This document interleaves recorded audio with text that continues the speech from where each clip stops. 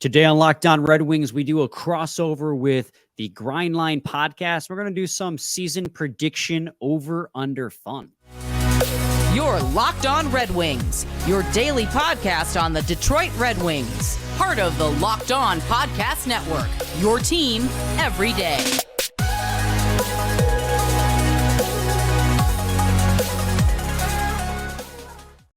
Welcome back to the Locked On Red Wings podcast. We are your hosts, Brian Fisher and Scotty Bentley. We got a fun one for you guys today. We are going to do a crossover with the Grindline podcast, another fan favorite hot Red Wings podcast in the Metro Detroit area. And it was a lot of fun. You guys are going to enjoy this one a lot. Some fun over-under ideas that we had. Scotty, I mean, you were there. What'd you think? I was there. Thanks, Brian. Yeah. No, it was a lot of fun. I mean, those guys are great. It's just weird. We have interacted with them and obviously like have talked a lot with them over the years, but haven't actually gotten to sit down and do a show together. So it was nice to finally kind of check that off everybody's list. But yeah, great time, great talk. Talked to Karlsson and then talked about over-unders for the Wings this year. So yeah, and no time like the offseason to finally knock out those crossovers you've been meaning to do for 2 years. For 2.5 years, yeah, right. But before we send you guys to that, I do got to let you guys know that today's episode is brought to you by Birddogs. Go to birddogs.com/LockedOnNHL or enter promo code LockedOnNHL for a free white tech hat, which Sky and I are wearing on YouTube during the entirety of the episode with any order. You won't want to take your Bird Dogs off. We promise you that. We're going to send you to the crossover, guys. Hope you enjoy it. What's up, and welcome to another episode of the Grindline Podcast, just in episode 237. I am here tonight with Ryan. Tyler's internet is a giant pile of garbage, but we also have Brian Fisher and Scotty Bentley from the Locked On Red Wings podcast with us tonight to play some fun little games, like off-season content when there's absolutely zero news. But how you guys doing tonight? Doing good. Thanks for having us. I know we've been trying to set this up since probably at least the draft party. I think is when we first started talking about it. But here we are in August, and we finally got around to getting on a pod together to, well, like you said, play some fun little games and help the off season pass by. No, as fast as possible. Right? Yeah, we've been like, in each other's mentions and like interacting with each other and trying to do something like this for, I've been on Locked On Red Wings for like 2.5 years now, and I feel like we've been like pretty close for like that entire time. So it's finally nice to actually be able to do it. It's always been teased to have a giant Red Wings podcast roundtable. We've talked to Ryan, and we've got you guys. It's like slowly the powers are being combined. We're like some weird ass Voltron. It's all messed up. Like, I think if to have all of us though, because there are quite a few like Red Wings podcasts now. If you try to get everyone on a meeting, we'd be here for hours. Just it'd be like a 6-hour episode. Being 20 people. Over each other. You might as well just do a live stream at that point. Just have people drop in. But yeah, we're gonna play a game tonight because, like we said, there's no news. The Erik Karlsson trade. The Erik Karlsson trade. So we're going to do that off the top. We're just going to give our kind of quick remarks on that. And then we're going to play a little bit of over-under. So Erik Karlsson, and let me pull it up because it was an awfully convoluted trade. Erik Karlsson went to the Pittsburgh Penguins with 13% retained salary. Also, Dylan Heimlich and a 2026 third-round pick that is San Jose's. To the San Jose Sharks went Mikael Granlund, Mike Hoffman, Jan Ruta, a 2024 first, which was Pittsburgh's.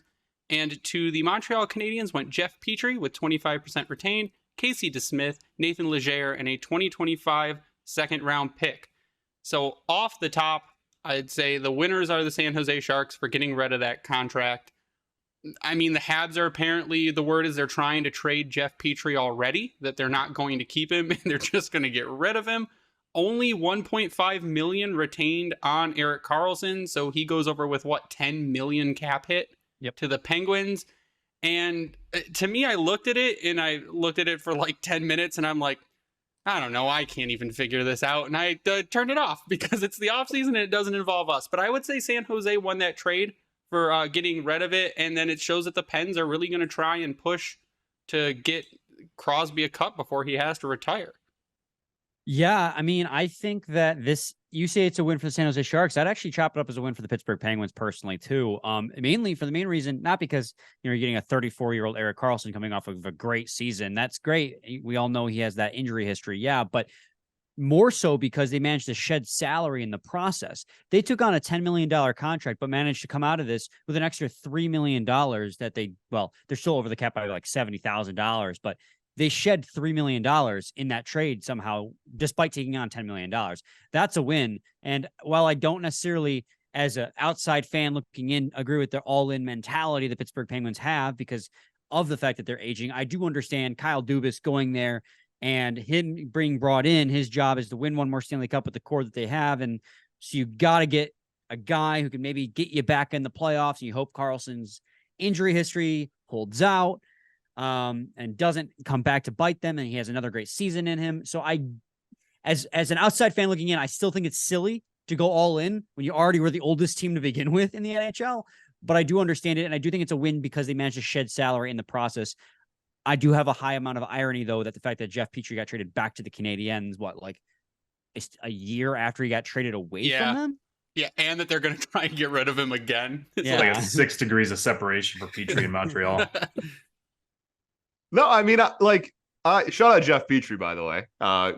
Detroit family royalty there. But I think that my only, the trade itself, you guys have already said some pretty great points about that. And it's obviously very complicated and whatnot. But I think the biggest thing for me is just the timing of trading Karlsson. Not that this is a bad time. San Jose is obviously in a rebuild. My thing is it to maximize value. You could argue this should have happened at the deadline or last year or get kicked go down the road 2 years ago. For me, it's this is fine. You got rid of the salary. I think you picked up a first round pick at some point in there. It's definitely not awful value. But I as someone who also covers the Tigers, I've been talking about maximizing players' value a lot lately. And I feel as though they may have maybe not waited too long is too dramatic, but I feel like they could have got maybe a better return. Obviously, he had a great year and whatnot this season, but even at the deadline, if they decided to move him then instead, I just feel like maybe they didn't maximize his value given where he's at in his career. But yeah, as far as the trade goes, I mean, I don't think anyone's a huge loser out of this. Mute button works. No, I would agree. I mean, you look at trades of this magnitude typically, and you're talking about Erik Karlsson, one of the top offensive defenseman in all of hockey, and he has been for years. You would think there'd be more picks almost going San Jose's way. They got a first rounder, it's conditional, top 10 protected. But the second rounder that was divvied out from Pittsburgh went to Montreal, so they made out on that one, on top of getting maybe 3 players, 2 of them NHL level, but it sounds like they're already trying to get rid of one in Petrie. Yeah, Casey DeSmith, so you've settled on your goaltending for that. Now that throws for Pittsburgh. I mean, here's where it gets kind of interesting. You got Jari, and now is Ned going to be their backup? Is it going to be Hellberg? Now you've got a backup from Detroit from last season that wasn't really a backup, and either guy, arguably. I mean, I wish Ned all the best, and I have gone back many a times and cried about him and Husso not being a fantastic 1A, 1B. But is he going to return to form? You would think so, with a better defensive team in front of him, but I don't know. Is this a move that you kind of wish that a Ken Holland would have made in the final years of Datsuk and Zetterberg? But at the same, you thought that those things were going to happen, but instead he just spent draft capital on guys that ended up really didn't play in a whole lot of games and didn't improve the team that much. So for me, it's tough to say who won. I don't really think anybody won in that matter, unless Montreal's able to get rid of Petrie for another draft pick, a high pick that for that matter. But I don't see that happening. I'll tell you who won. Erik Karlsson won. Erik Karlsson got to go to a team and have an opportunity to win another Stanley Cup, and that's really what he was trying to have happen. I do want to chime in, though, on the value of Erik Karlsson, because I think that people tend to have overinflated his value pretty much all offseason long. Yeah, he won the Norris. He had a great comeback season, the best season of his career, numbers-wise. We all know that he's kind of a black hole defensively, but that's not why you trade for a guy like him. His big detractions were, again, 34 years old. He's on the back half of his career. He has a long injury history.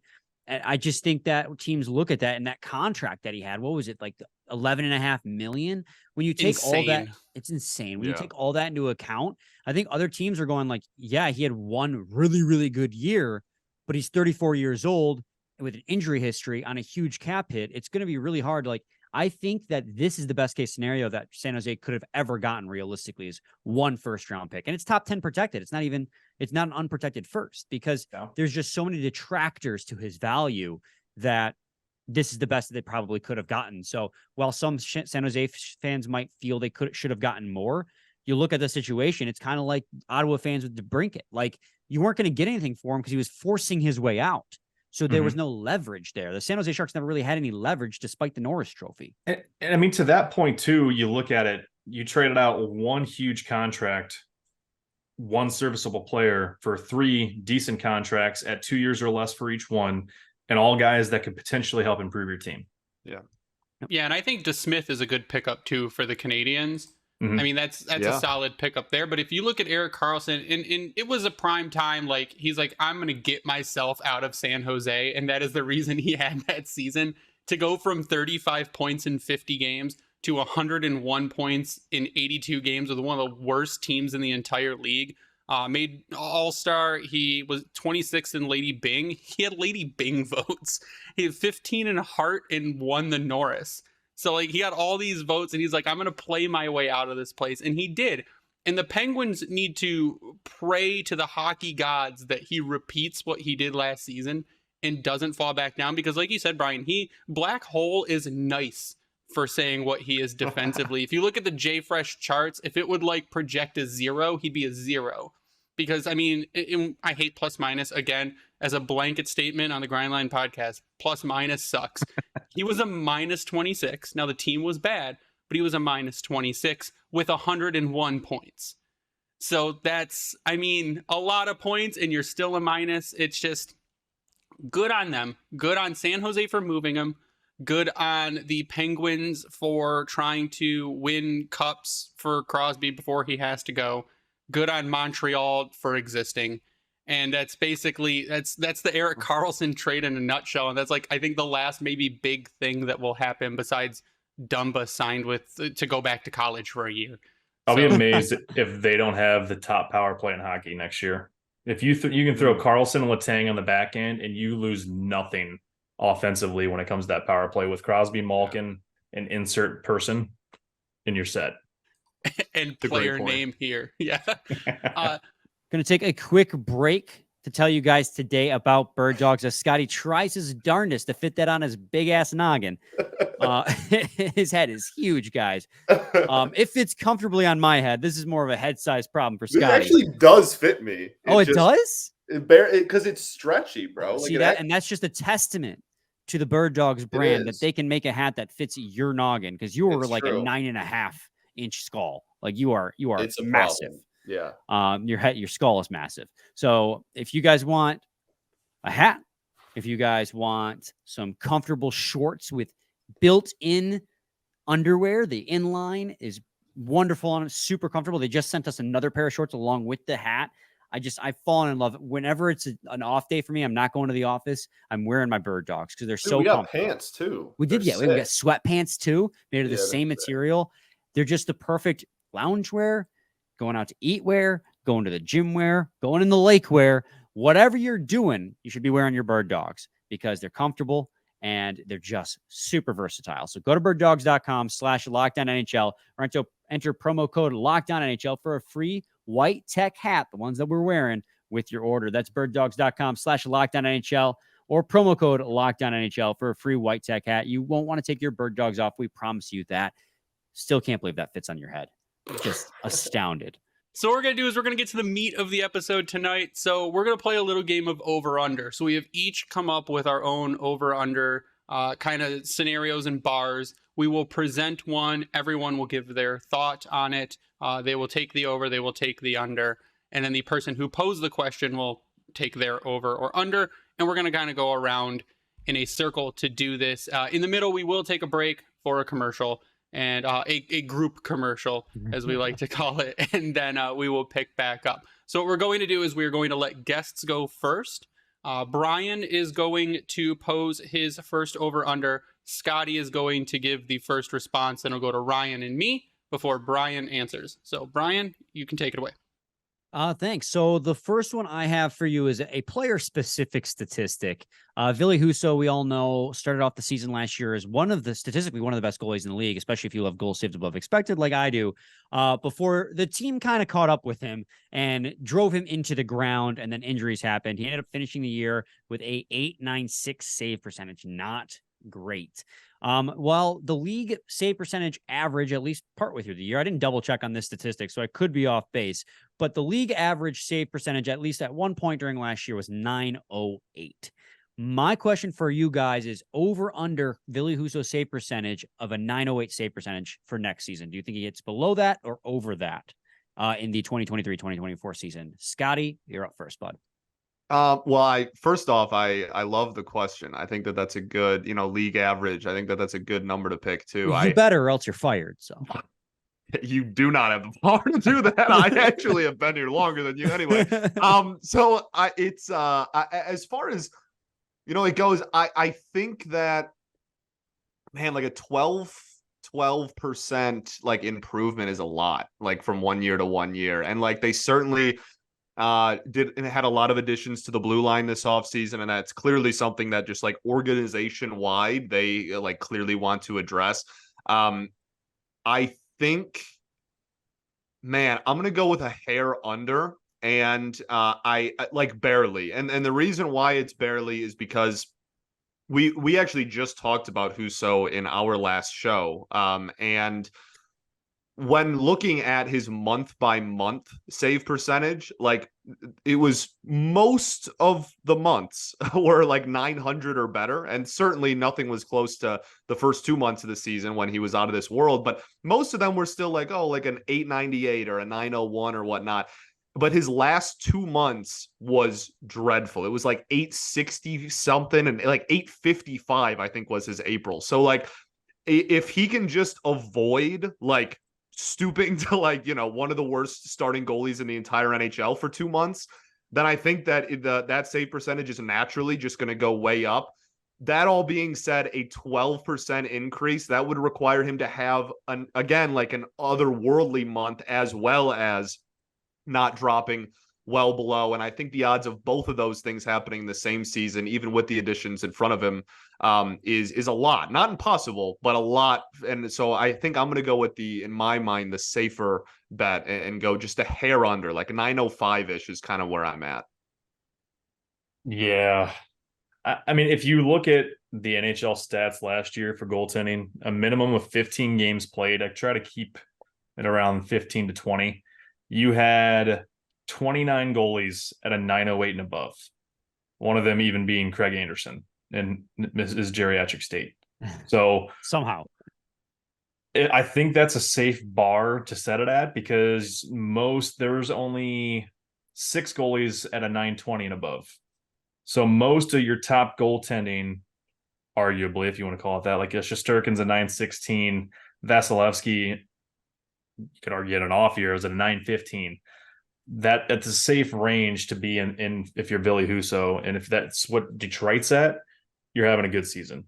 And to carry on your point there, Scott, he had an 867 in March and an 855 in April. Now, granted, April was only 5 games and 7 games respectively, but that was after February was a 913 and the January 884, but every other year was over a 9. So rough. But if he's hovering at a 908, which would be considered at the league average, this is a team that's probably winning a couple more games and in a much better position. But I think I'm going to have to lean at the under right now. I say all that. That's rough, Ryan. After all of that, you're like, yeah. I propped it up real hard and then just be like, no, it's not going to happen. All right. So I'll start by saying that if Husso does get a 908, so the Red Wings for team goaltending last season were 25th in the league with an 890. Only 25th? Only 25th.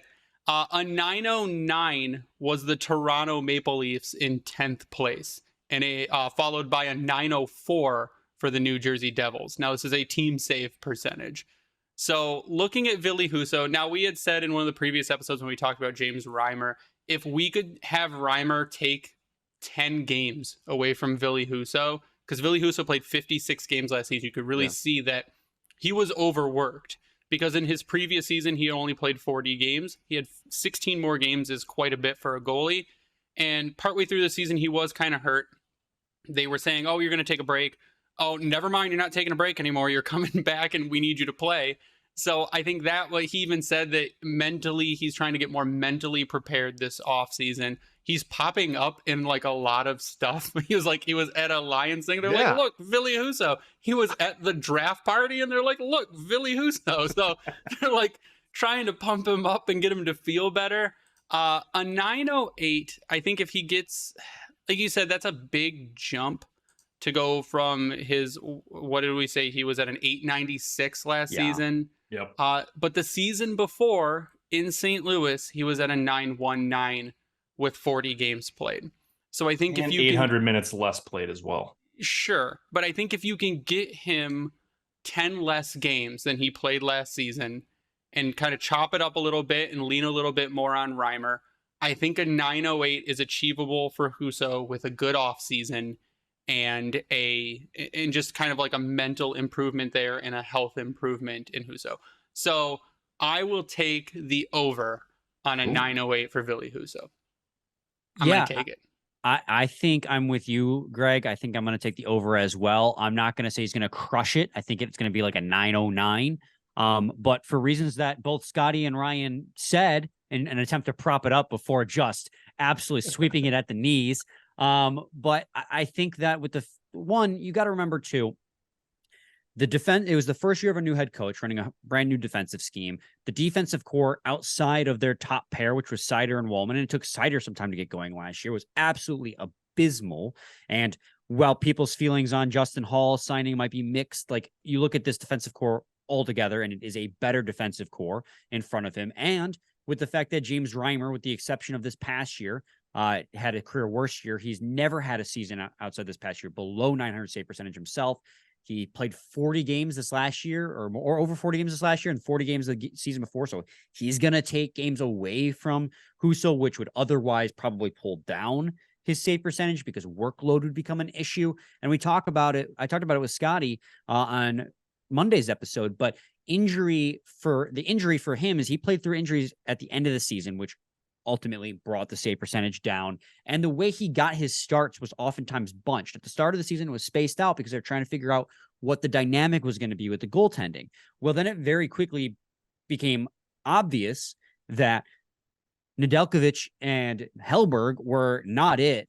And he would have like a 5-goal game and they'd put Husso back out there because that's still better than what they were getting from their backup situation. So I think all those factors combine into giving him, more breathing room, more time to regroup if things turn south, a better supporting cast in front of him, another year under a defensive-minded head coach to really hammer things home on the team. And then he's just going to come back healthy. And I just think that he'll regroup. I think it'll be like a 909 save percentage. I don't think it's, like I said, he's going to crush it, but I think it's doable for him. And I could be wrong. I believe I said something very similar about Alex Nedeljkovic going into last season. Oh, don't even start with us on that. You're not alone. You are not alone. But I still believe in Husso. I think a lot of the troubles that he had to do with just workload, injury, and the piss poor team in front of him. Yeah, and like we had said before, we're not going to slander Justin Holl until we see what he can do here because the Toronto media is insane. Yeah, brutal. And Toronto fans have proven that whenever we say anything to them about, or we mention them and they go, yeah, but you guys signed Justin Holl. I'm like, okay, guys, it'll be Justin Holl for what he's going to come here and do is going to be signed Ryan Reeves. Fine. Shut up. Yeah, they signed Ryan Reeves, so they can't talk.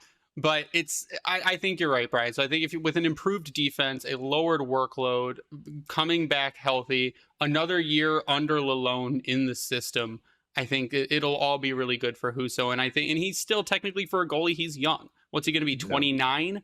So I think all signs are pointing in Husso's direction for an improved season. But for the next over-under, we are going to move to Scotty.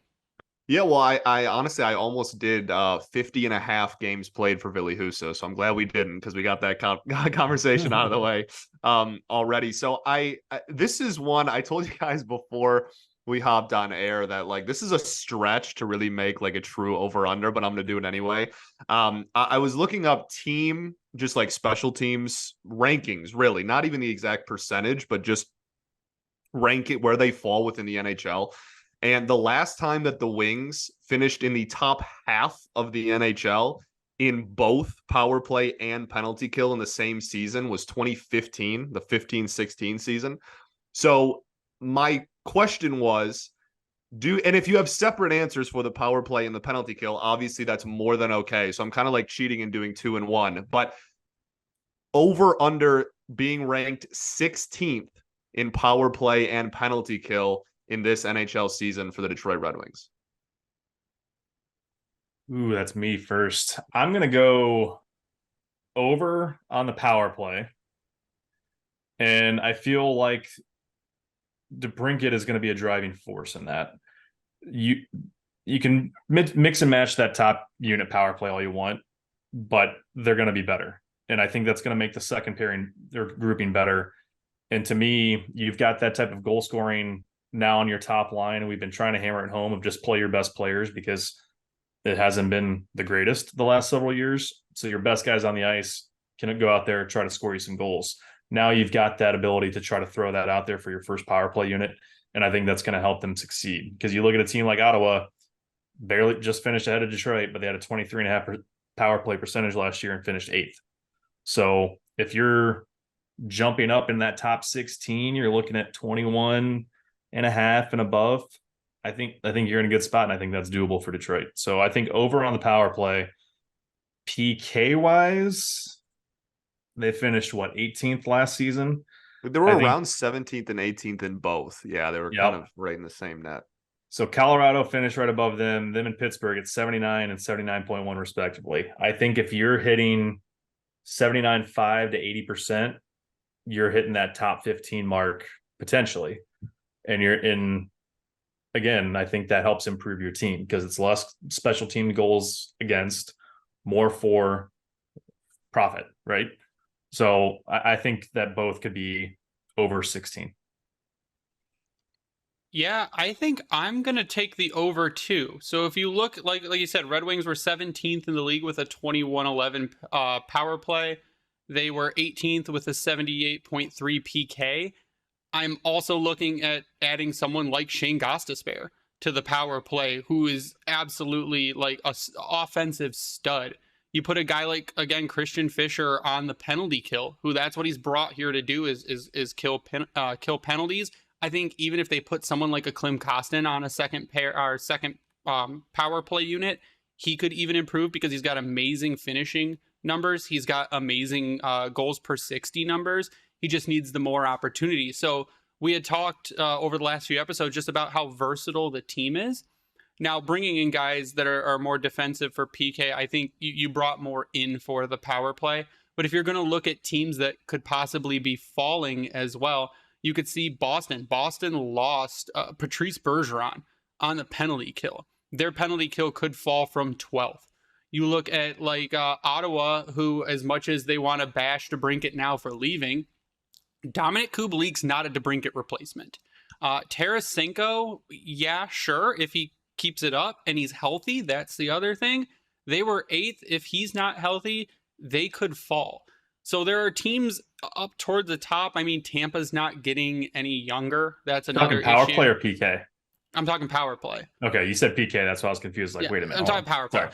But Tampa's not getting any younger. That's the other half of it too. So, and when we did the War roster builder from JFresh, Tampa like finished below us in standings based on their current roster. They still have some of the best players in hockey to throw out there for a top power play unit. They do, but what if in game 3 Steven Stamkos breaks his leg again for the 27,000th time?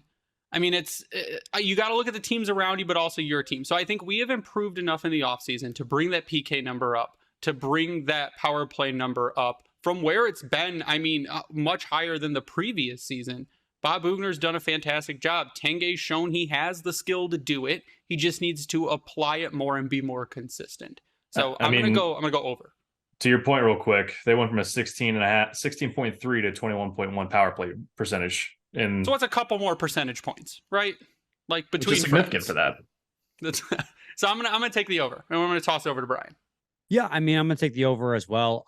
For all the reasons you guys have already stated, there's guys on the roster who are going to improve this team.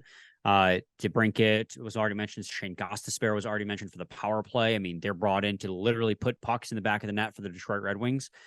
Special teams, kind of gurus in terms of power play. And then you mentioned Christian Fischer on the PK. It's just this team, the roster all around is going to be much better. And with other teams falling off, and again, another year, and Derek Lalonde, this is why I'm especially going to be behind the penalty kill going into the new year, because Derek Lalonde kind of emphasizes this defensive-minded hockey style, and he worries a lot about the 5-on-5 metrics. He cares about the expected goals for, which I love. So it's one of those things where I just think with another year in this system, along with the things that you guys have already mentioned being players, I think that it's pretty easy to say that they'll be. I don't think they're going to crush that over under. I think it could be like 15th, but I don't think top half of the league is too abysmal. I mean, going into this last season, Scotty and I were talking about how we just wanted them to finish in the teens, like around middle of the pack, how we wanted the team to finish just outside the wild card, like be in the race down the stretch. And for the most part, they were. Well, if we're taking the natural next step in competitiveness, I don't think asking for your team to be in the top half, even if that is just 15th for power play and penalty kill, is asking for a lot. So it's a mix of like they should be and they could be at the same time. Yeah, well, I mean, the reason that I cheated on this was because I kind of have like 1 foot on one side of the line and 1 foot on the other. I'm really not worried. I know we have one, somebody else's, I'm pretty sure over under is power play related too. So like, we'll talk about it more, but like, this is the power play. I'm really not worried about improving. I like not only DeBrincat, but just like, I mean, Gostisbehere is a great point. Like that's 2 legitimate like offensive weapons that you are throwing on to like potentially the same power play unit at that. Like I'm really not worried about the power play taking a step in the right direction. The penalty kill, I don't think it's going to like regress. But I mean, there's been so much turnover in the penalty kill over the last 2 years. Like you have to remember, we are the season before last season was the 32nd ranked penalty kill rather. Like this is not like, oh yeah, they've been like around 20 for like a while and just like can't get over the hump. Like this was the worst penalty kill in hockey 2 seasons ago. So like there's been obviously a great stride forward this past season, which is awesome. And like you said, like Christian Fischer, we've talked a lot about him as well. Like he was obviously brought in for that exact reason. And there's some other kind of like more defensive minded forwards that they're trying to implement and put into this system. So I don't think it's impossible, which is why I picked it. But I think if I had to choose right now, I would say the power play, I'm fairly confident, honestly, is going to be in the top half of the league. The penalty kill, it wouldn't shock me if they were still in that like 17, 18, 19 range. Like not taking a huge step back, but I'm not sure they single-handedly in one off season like addressed it enough to make me confident that it's going to raise like 2, 3, 4, even 5% either. So that's kind of where I stand. I'm kind of straddling the line of my cheating over under. I think the one thing that might help their penalty kill that hasn't been talked about a ton is a 100% healthy Andrew Kopp. I think that's 100%. The one thing when you look at Andrew Kopp and you say if you take out Andrew Kopp's last season, he's a phenomenal player. If you have access to the JFresh stuff, and because we've got so many people on the call today, I'm not going to do like the overlays and stuff, but it's going to be it's a night and day difference. And last season, that first 20 games, 25 games where he was recovering from that core surgery really affected him. And he's a very responsibly defensive forward. And if you can get him on the PK and you get him back to the season before last form, I think you can bump up your PK like 2 spots. And if you bump up your PK 3 spots, I think it has to be. Yeah, because you finished 18th. Then you're there. So you need to bump it up 3 spots and you're there. So you're right at that 15. And I don't think it's too much to ask to just get over the halfway mark. because like Red Wings motto for this season, like it should be, we were trash. We're not anymore. Like that's the new motto. Like we're good. We might not be great, but we can be good this season. We are a recycling bin now. Yeah. We're separating our plastics and our papers. We have a 10-cent deposit. We're making it. We're gonna be okay. Yeah. So Ryan, we're gonna toss it to you to do your first one. It also has, you're gonna up the difficulty on the special teams, I guess. Yeah, I'll go that way. So mine is a power play percentage of 23%. And I kind of already hit at this a little bit, but I'd be intrigued to hear your thoughts. All right, so I get to go first on this one. So we finished with a 21-11. If we had to hit a 23, we would be approaching the number 9 Buffalo Sabres at 23.42 and the number 10 Florida Panthers at 22.83. We would have to beat out the Caps, the Wild, the Pens, which with Karlsson we're probably not going to do, the Devils, the Bruins, and somehow the Vancouver Canucks. Like that's the major outlier right there, is the Vancouver Elias Canucks. Pettersson, that's why. Just him himself, and that's, well, maybe a little bit of Quinn Hughes. Throw a sprinkle of Quinn Hughes and just a ton of Elias Pettersson. I am going to take the under on 23%. I think maybe we get to a 21-9, maybe a 22, but I don't think we're getting to a 23. So I'm going to take the under. You know what's funny is when you said 23%, I'm like, that's less than 2% higher than what they had to do. Obvious over. And then as Greg was breaking down like where that would put them, I was like, oh, maybe that 2% is harder to accomplish than I initially thought. I'm going to take the under on that one with the given context. I think the Red Wings are going to be between, 10 and 15, but I don't think that they're going to crack the top 10 this next year, just because the progression of things, it's just, they're not top echelon caliber team yet, but they're getting there. They're getting better. So, I mean, I think you're going to be around that 22% mark in the upcoming season. Yeah, I think this is another great number selection. I mean, if we're going back to like formatting it similar to mine, like that would be right at like the 10th ranked power play in the league last year. So we're all confident that they're going to be in the top half. Do they take a jump to go from, so that 17th, 18th range all the way to like a borderline-ish top 10 power play in the league? I will actually take the over, and not like significantly, at 23, maybe even. But I really am feeling very confident about the power play this year. I know that's, like Brian alluded to, that's a pretty big jump. That's almost, 2% would be 23.1.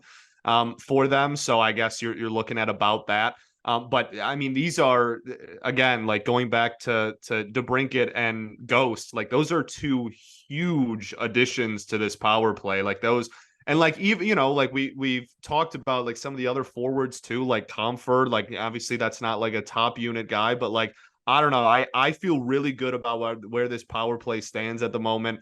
And I don't think that whatever that is 1.9% increase is the world when you're adding people that have the ceilings offensively that those two dudes specifically have. And I guess to break against my own point, you've also got another year of Lucas Raymond and another year of Mo Seider. Right. So, Ryan? That was the exact point that I was going to start off with, was you've got younger players that are going to continue to improve. Raymond and Seider in particular, you have to think and or expect that they're going to be on your top power play. Now, I mean, a little bit torn either way with Seider and Gostisbehere on the first power play unit.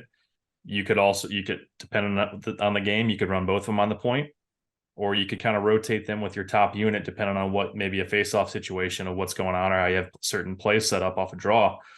But I think that if you've got DeBrincat getting more back on track and not being in his depression year with Ottawa, you look at him getting back up to a roughly 15% shooting percentage as a whole. His power play percentage, shooting percentage should go up as well. That's more goals in net for you, obviously. I think he'll be more impactful than what we saw with the Kubalik. But if you have him out there with, say, a Raymond, a Larkin, a Seider and or Ghost, and a Perron, It's a lot of playmaking guys to get to your goal scorer, and a guy that's not also afraid for, even though he's a smaller stature player that goes to the net and can make things happen. And also, I think the thing that's lost with him quite a bit in DeBrincat, he's a playmaker. He can find the open guy, and you're going to be surprised by it. And you've got guys like Larkin and Raymond, others that I just mentioned, that move enough. And we saw that last year with how the power play changed. A lot of motion and things going on. If you look back to Chicago, where DeBrincat was at, they had a lot of motion and things going on with guys like Kane and Taves and things happening there. So I think that could fit better to their system. Will it be crazy amount, kind of like what Scott said, over 23? No, but if they hit that mark, there's going to be an improvement. There's going to be more wins, and this team is competing. Now, all I care about, though, overall, is if they get better than what they were last season. Last year was one of their better years since 2009-10. It was the last time they had anything over a 19, or I'm sorry, they had a 19.2 in 09-10, 10-11 had a 22.3, and 14-15 had a 23.8. So over the last 13 years, it's one of their top power play percentage finishes on teams that were much, much better than what they were last season. The guys they brought in, I think they can push them towards that. And if that's the case, we're having the conversations of, are they pushing for a wild card or more by the end of this season? If they don't, we're having the opposite conversation. Beautiful. So I'm going to do mine, and then we're going to take a quick joint commercial break before we come back to round out the episode. So my over-under, first one, we're going to do a fun one that's not super involved, but my over-under is rookie appearances over under 3. Brian. Over. I think they could even, because you're saying appearances, not like getting the whole rookie eligible season in. No, rookies that come in. Now, rookies meaning like prospects in our system, not like some dude they just signed to the Griffins for a year. Does Edvinson count? So players that have played a Red Wings game already do not count. Oh. So Edvinson and Casper are out. And so is Soderblom. And Soderblom. So you're looking at like... he's 4 games shy. He's still technically a rookie. Yeah. So the others. So I will count Marco Casper, but I will not count Simon Edvinson. Okay. All right. You're making it more difficult. That's ticky-tacky. I'm going to go under then. Because I think that obviously Edvinson's going to start the year hurt, but he should be back mid-November if we're lucky. I think that he makes an appearance. Is it going to be that long? Count. I think that's what I heard is mid-November was his timeline. I could be mistaken. Don't take my word for it. I've been wrong many times. It could be mid-October for all I know. But I thought I had heard mid-November. Regardless, he doesn't count. I think Casper is going to make it. I think you see Johansson or Wallander at one point, but that's at max 3 guys because you're not going to see Nate Danielson. I don't think you're going to see Sebastian Kosa. I'm trying to think if there's going to be any surprises in camp who will make a push out of training camp, like a Carter Mazer. Yeah, that's the guy I was thinking. Like maybe Carter Mazer could be a guy who surprises you, but like none of those guys are, in my mind, like locks to make an appearance. Like you'd have to have those guys be locks to make an appearance all in one year. I think I'm still going to go safe and say the under, especially with how competitive this roster is going into this year. With all the signings that they made, like they have a full roster going into training camp before the rookies have an opportunity to make a push. Yeah, I think this is one where if this number is 3.5, I'm gonna say under, and if it's 2.5, I'm gonna say over. Like I'm like I think 3 is like the perfect number, really. Like I think that's probably close to what it'll end up being. I obviously if Casper is included, then he will certainly play at least one game in a winged wheel. I'm also incredibly confident that Johansson is going to get a legitimate stint in the NHL, whether legitimate means 15 games or 40, we'll see. But I'm very confident that he, all signs point to he was going to last year before the injury happened. I'm very confident that he's going to get some sort of a stint as well.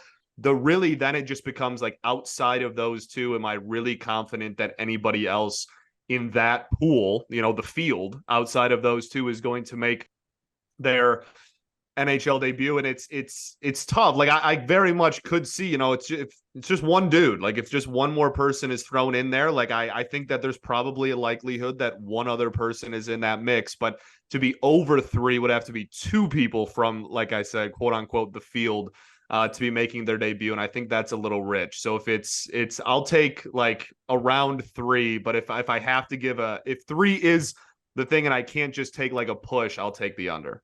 A high 3 or a low 3. Right, exactly. Also, before we move on, Ryan, to you, I just want to point out too, like, let's not sleep on Cross Hannes. He was injured a lot last season, but he was very good when he was healthy. So he comes back healthy this year. He could be a sleeper agent for making that push. No, agreed. I think Greg gypped us a little bit by going with a hard number of 3. It should have been a 2.5 or something like that, because then we could have had some more fun with it. But I like the names that we've all mentioned: Casper, Mazur, Cross Hannes, Wallander or Wallinder, if you will, Edvinsson, Johansson. I think that's how they say it, Greg. Don't give me that. No, I will not Wallinder. I will William Wallander. It's going to happen when he gets that first appearance. Going off. We're going to have one of those moments. You get the exception. Remember the exception Berggren? for Jonathan Berggren? Yeah, I was gonna say, remember the Berggren press conference when they were like asking him how to say, and they were like, "Hey, they just call me Jonathan." Yeah. And it's not even Jonathan; it's Jonathan. Yeah. It's like there's no. So it's Jonathan Berggren, or as they have fallen on, Yanni Burgers. That's We'll just keep getting corrected by Lars over and over. It's fine. But no, I mean, Scott, you made the great point. Johansson seemed like, and you can talk to a lot of folks out in Grand Rapids that are watching them often, that he seemed like the guy that truly stood out last season. And then the injuries happened. Edvinsson, you could argue, had the injury, the bug as well. But when he came up to Detroit, he looked comfortable. There were times where it's like, he needs some work on things, but that was expected. I mean, I would say my number's at 2, so I'm going to take the under. If I'm going anywhere with it, it's going to be one or both on defense in terms of Edvinsson or Johansson.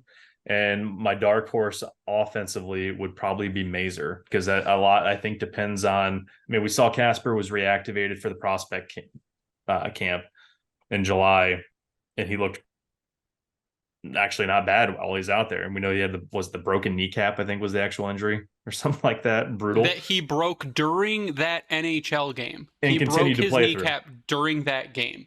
Yeah. So I'm not too pressed to have him come right into the lineup. I'm excited to see what maybe a Mazur would do. I think that we were talking about this before, is that Mazur could be the dark horse coming into camp. And that's a great situation to be in, because he is going to piss you off, but also score goals on you. So that's where we could see him being a depth guy. And that's a guy, I think, Casper, you want in your top 6. Right now, that may not be the case for him. Mazur's a guy you could throw in your middle 6 or bottom 6, and you're not going to be upset about it. And he's going to help improve your team and make you better. So that's where it's kind of tough on the over-under, but I'll stick with the under on 2, with my eyes looking more toward defense than anything else. All right, I'm taking the over. We're going to go Marco Casper. We are going to go Carter. How confident I am in Carter Mazur, I'm taking Carter Mazur. I'm going to go Wallander because of the season Wallander had before coming over to North America, and just how I heard Dan Cleary talk about him. I am taking Wallander, and I am taking Albert Johansson, because if Albert Johansson was not injured when Simon Edvinsson was called up, Johansson would have been the call up. I mean, there's a chance that the person people love to forget, Alex Doucette, could get a call up at some point during the season. There is a chance. I don't think Lombardi will get a call up. Lombardi has already said what he feels are his shortcomings that he needs to work on, but I'm going to take the over because I think we have such a good, not just prospect pool, but prospect pool that will be playing in North America, in Grand Rapids. I think there is absolutely a chance that 4 guys will at some point play NHL games this season. So I'm going to take that, and we are overdue, but we are going to take a collective group commercial break. Before we come back, we'll do a couple more, and then we'll close out the episode, because, I mean, we have a list more, but we're running out of time. So we're going to take a collective group break, and then we will be back to answer more over-unders. So hold on 1 second. And we're back, and we are going to do a lightning round. Well, I guess it's a pseudo lightning round. Ryan's making fun of me already because I'm never enthusiastic enough, and it's running joke now that every time I go, and we're back, and it just doesn't sound like peppy enough. Like I'm happy to be back. I just but I'm happy to love be the back. way how much you try now to not be miserable coming back from the break. And we're back, and we're gonna go through these kind of quickly. So we each have one more. And we're going to do kind of truncated versions of them. But Brian, give us your next over-under. Yeah, so this past season, the Detroit Red Wings didn't score a lot of goals, and they got scored on a lot. Well, I'm going to cover the goals for aspect of things. They're 24th in the league this past season in goals for with 237. The 16th place team, the Pittsburgh Penguins, so dead center in the middle of the league, had 261. So that's my over-under. Over-under goals for 261 on the season. Will they be top half or bottom half of the league is basically what I'm asking. I'm going to go with, where did you say they finished this year? 24th with 237, and right. Pittsburgh was 16th with 261. Yeah, that's a big jump for me. So I'm going to go with bottom half. I do think that they take a step forward in that area, certainly. But that's a really, really big jump to go from a bottom 6, bottom 7 team in the NHL to a top half of the league team in that. That's a really big jump for me. I love the off season. I'm very excited about the year, but that's too big of a jump for me to be all over the over on that one. So I'll take bottom half of the league. That's tough because with some of the things we've mentioned in terms of what they can potentially do on the power play, the offensive skill they brought in, I mean, you feel like there's going to be a bump. I wish I had handy what their goal differential was that they brought in. I feel like it definitely went up. I mean, Kubalik's 20 goals out, but you got 20 plus in with DeBrincat. I don't know offhand the other guys, what they brought with them, but I think there can be an improvement. I think that limit could push around 250-ish, but that's not to say that's a bad thing. So I'm still going to stick with the under, but I think it's going to be tight because you look at most of the teams that scored over 260. Let's see, starting with St. Louis, there's two teams that had 40 wins or less that scored 260 goals. So that tells me right there, if they're hitting 260, they're 1, pushing for the playoffs, and 2, scoring goals. Obviously, simple. That's the great part about that one. So the only 2 teams that had less than 40 wins and scored over 260 goals were Vancouver and St. Louis, who had 260 on the money. Ottawa had 259 right behind them. So I think if you're pushing that 260 win mark, we're having different conversations come April. So I'm going to stick with the under, but that's not to say that we're not having happy conversations in several months from now. Oh, we're having happy conversations. 24 goals. So we need 25 more goals on the season to hit that. I'm taking the over. You're going to give me 30 plus from Alex DeBrincat. Lucas Raymond's going to give me a 30-goal season. You brought in a JT Compher who's going to add goals. You brought in a Daniel Sprong who's going to boost that bottom 6. A Klim Kostin that you're asking to come in and telling me you're going to give him a bigger role. You brought in a Shane Gostisbehere who's like a goal-scoring machine from the blue line, and you're telling me I only need 25 more goals than last season when the teams around us, none of them got better defensively. I'm going to take the over. I think Greg that's pissing easy. Rainbows. I think that's easy. You're gonna give me 265 to 270 goals next season. I'm right in lockstep with Greg, to be honest. I was going to say the same thing. This team only needs 25 more goals. You brought in, I mean, even in his down year, DeBrincat had 27 goals last year. And then on top of that, Lucas Raymond, I won't say 30 goals, but 20, 25 goals. Daniel Sprong, if he goes anywhere between 15 and 20. You have Shane Gostisbehere, like he was saying. Basically, I'm echoing everything that Greg just said because I completely agree with him that I don't think 25 more goals for a team that's trying to score more goals anyways is too much to ask for, because I go back to my philosophy this offseason. This team needs to take a step forward. In order to do that, they need to accomplish these things. What about a whole season of Michael Rasmussen? Like a more developed, top line Michael Rasmussen. Brian and Greg my might be the boy! same person. Greg may be Brian with hair. Like this is really. I mean, but jokes aside, Michael Rasmussen has shown market development. Like year over year, we had joked all the time. Like as soon as Michael Rasmussen learned how to not fall down, he became a fantastic hockey player. Mm-hmm. And I'm gonna take the over. I'm gonna take the over on it. Scotty, go ahead. Yeah, I don't know. You guys are like the enthusiasm you two have about the over makes me want to take the over now.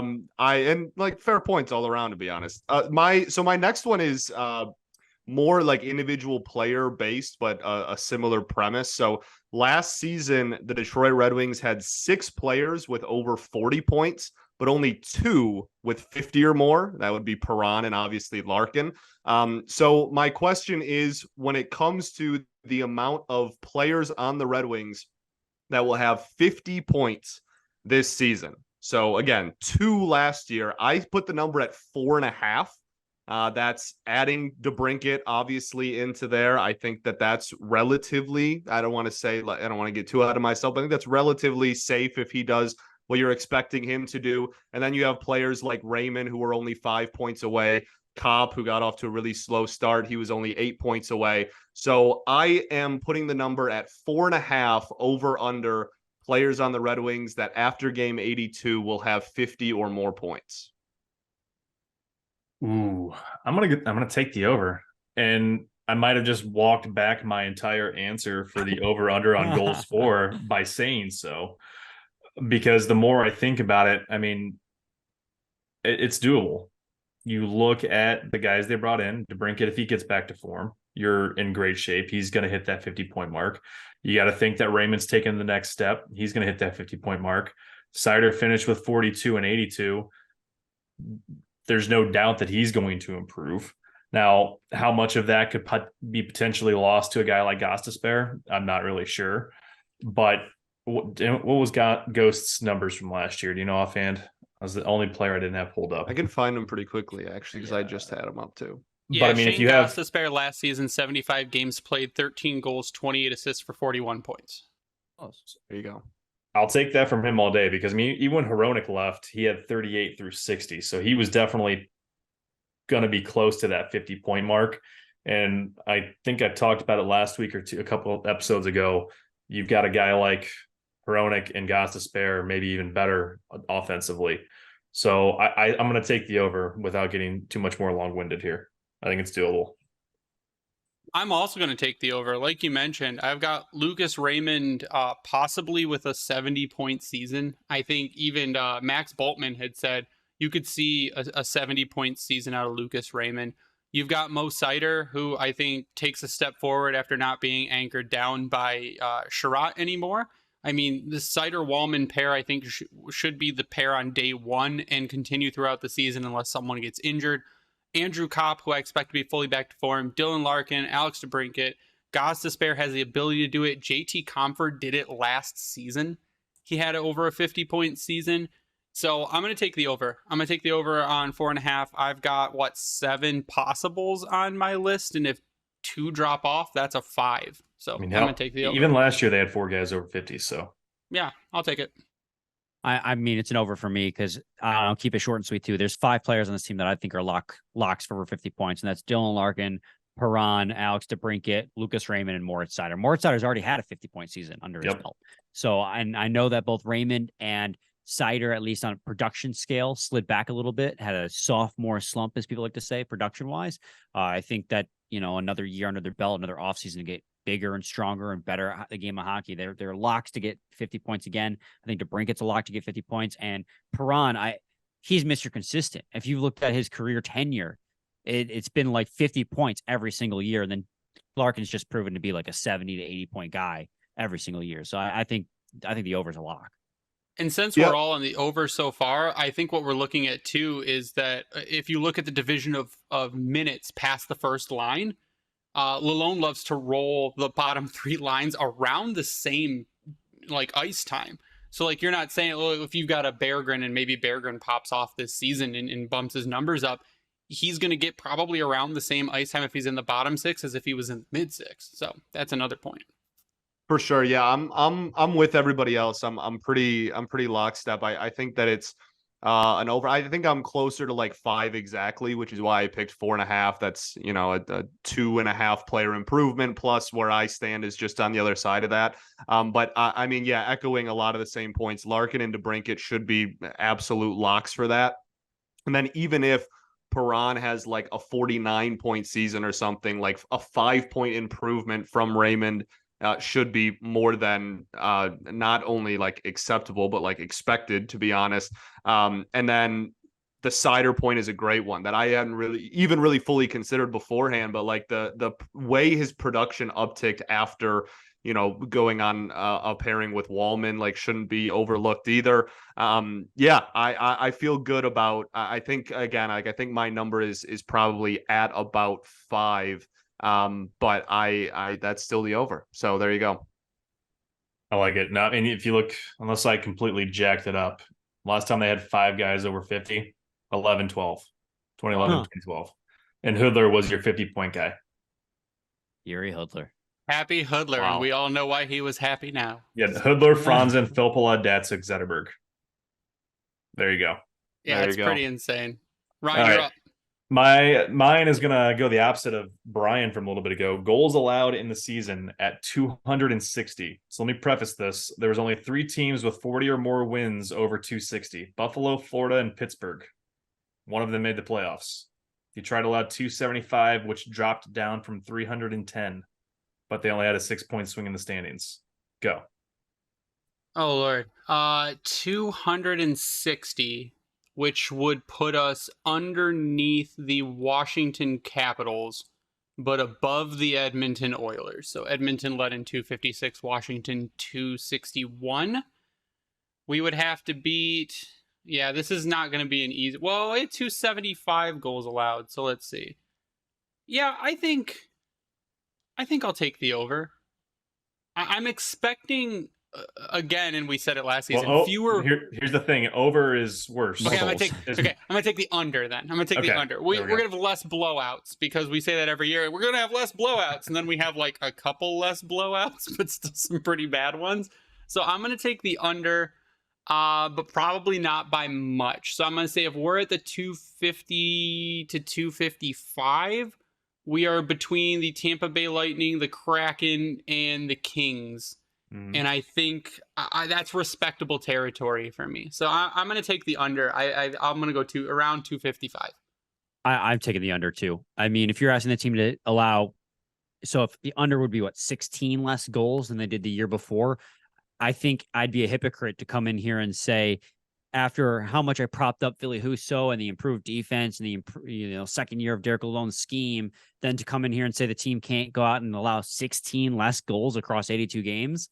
I think that they're hitting the under on 260 goals allowed all day.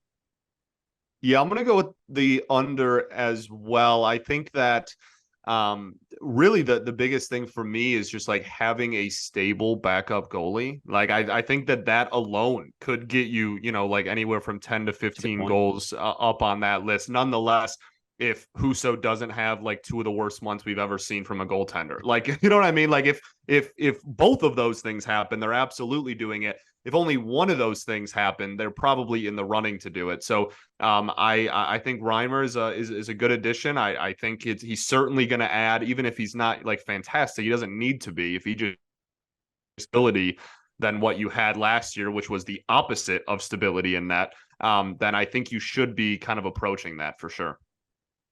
Yeah, I'm leaning under, and you got to go back to the 17-18 season for the last time they allowed 260 or less, and that year they had 254, but they only scored 212. So if we see that balance shift based on what we just talked about for the goals for and that goals allowed, we're pushing that 40 win mark or more, and we're talking about this team potentially being playoff bound. Am I saying that that's going to happen? No. Would I like it to happen? Yes. But time will tell. Yes. All right. So I'm going to end it with this one since I couldn't find what I was looking for. Okay, so if anyone can give me a good source, like shoot it to me on X or Twitter or whatever the hell you want to call it now. of man games lost to injury where I don't have to go subscribe to a service I'm literally only going to use once, please shoot that over to me and I will figure it out. But we are going to go with this blind off the cuff. Red Wings over under 93 points on the season. Oh, and then you go to me first on this one. This is the toughest I one. go to you first on this one, Brian. They had 80 points last year, and a 13-point jump is a really hard thing to ask. We have seen it. Buffalo did something very similar last year. And I know the JFresh calculator has them as like a playoff team. And 92 was playoffs with the Panthers last season. Wow. Oh, man. I got to go with under, but not by a lot. Not by a lot. Like, I'm thinking 90 points, 91 points. It's going to be really down to the wire. This Atlantic division is still so competitive, even with teams. I think Boston's due for, I hesitate to say it because I say it every year, but I think Boston is due for a slide. Losing like Taylor Hall, they lost Tyler Bertuzzi, they lost Dmitry Orlov, Bergeron, Krejci. Like, I know a lot of those guys were rentals, but they lost a lot of pieces. That's the curse, Brian. You just gave us the curse again. Right, I know. I say it every single year and it doesn't happen. I think Toronto's going to be fine. I think Tampa's going to slide a little bit due to age. But Florida's going to be right there. I think Buffalo's going to be right there, especially if their defense gets any better and their goaltending gets any better. They score goals like nobody can believe. It's a really competitive Atlantic division, and that's the only reason I think that they wouldn't hit that over is because these teams keep stealing points from one another. But it's not going to be by a lot. I don't think they're going to be like an 83-point team. I think that 90 points is reasonable, but 93 is just, man, that's tough.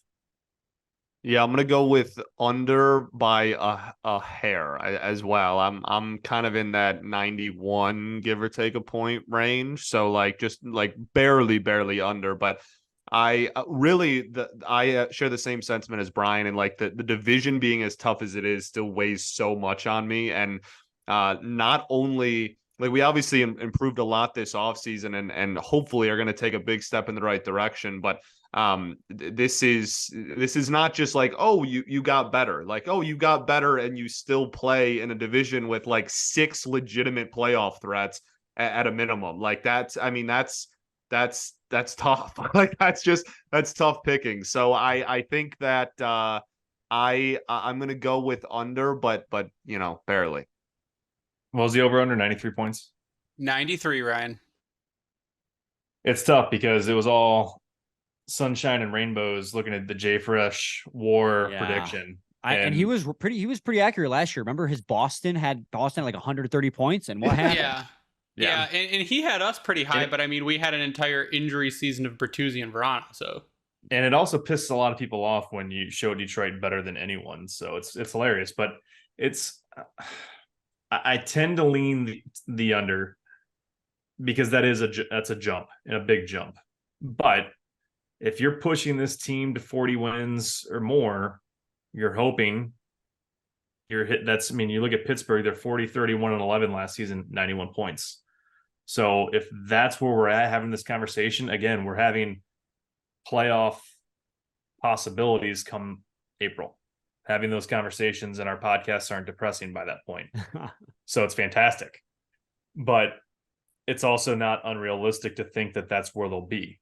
I think 40 wins for this season, huge win overall. Means it's a winning season, likely, hopefully. And we're talking about potentially playoffs. 91, 92, you're looking at maybe getting in based on the teams from last year. But I think I'll still stick with the under, as much as it does pain me to say. And on the man games lost, by the way, Greg, looks like you need to reach out to Nick Kostanika. I found an article from him from April of 21 for listing out the Wings had lost 150 individual man games lost, contributing to their season. What I had found is since like a few seasons back, maybe it was like 2017-18, the Red Wings have lost the most man games to injury in the entire league. Oh, that's cool. He probably subscribes to mangameslost.com. So that's a free plug. If you guys want to sponsor the show, you can reach out to us and I will totally give you guys a plug. But I am also going to take the under. I am going to say around 90, but I'm also going to say that is probably going to get us in a playoff position. You look at the teams, there are teams in the West that improved. There are teams not in our division that are still in the East that improved. And you're going to see Toronto lose more games to outside of the division. You're going to see Tampa lose more games to outside of the division. You're going to see us hopefully not get blown out by the Buffalo Sabres 3 times. So I think we're going to gain ground in our division while staying strong outside. And there are going to be some teams within our division that will lose some more because they're going to come back down to earth a little bit. So I'm going to take the under, but I'm still going to say positive for a playoff position for the Red Wings because I think this is the season where Yzerman, like we had said a couple episodes ago or even last episode, built a team like Vegas. Vegas won because of their depth, because they had guys on every line that could score. They had guys on every line that could defend. They had great special teams. That is what Yzerman is doing. He's taking the Vegas plan and bringing it to Detroit. So I'm very confident in it. That's where we're going to leave it tonight. Brian and Scotty, if you guys want, what are you guys doing? Where can people find you? What's coming up? I know you're in off-season mode, but give all the tags you want to do. Well, you can find me on Twitter at Brian Fisher WWJ. What's Twitter, dude? I'm still calling it Twitter. You can find me. It's still, the URL is still twitter.com. So you can find me on twitter.com at Brian Fisher WWJ, and our Locked On Red Wings podcast account, which we mainly just use to post like, hey, when the new episode's up, at LO_Red Wings. And Scotty, right now, we're mostly just doing player previews and crossovers. So Friday's episode will probably be more player previews for the 2024 season. Yeah. Daniel Sprong preview. Right. It's coming. Don't you worry. Yeah. We definitely do in player preview mode as we get, through camp and as we get closer to the start of preseason and whatnot. My X account is at Bentley Scotty.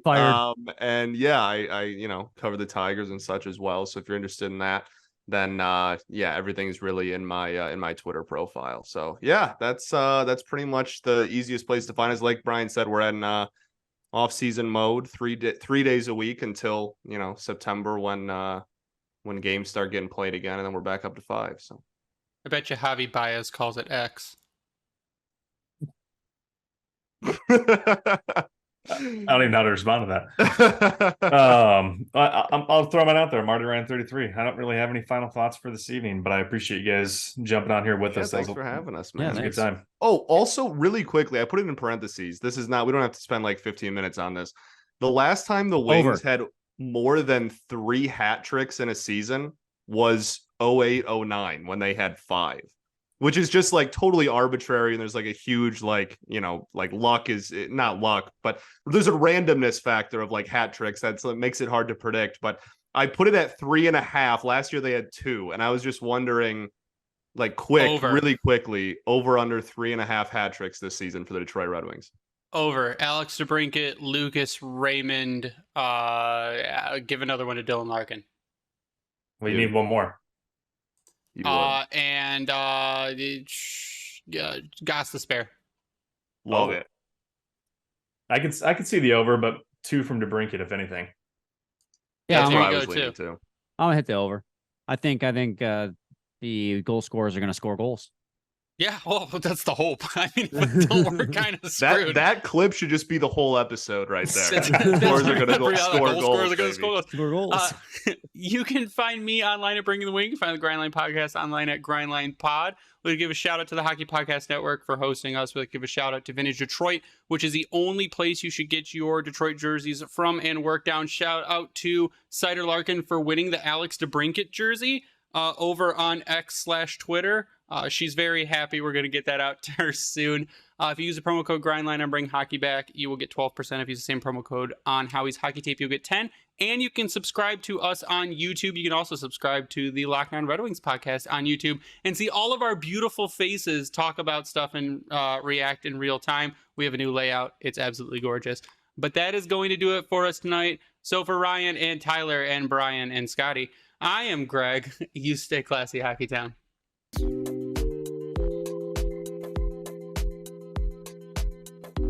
We ball. Shut up, Scotty.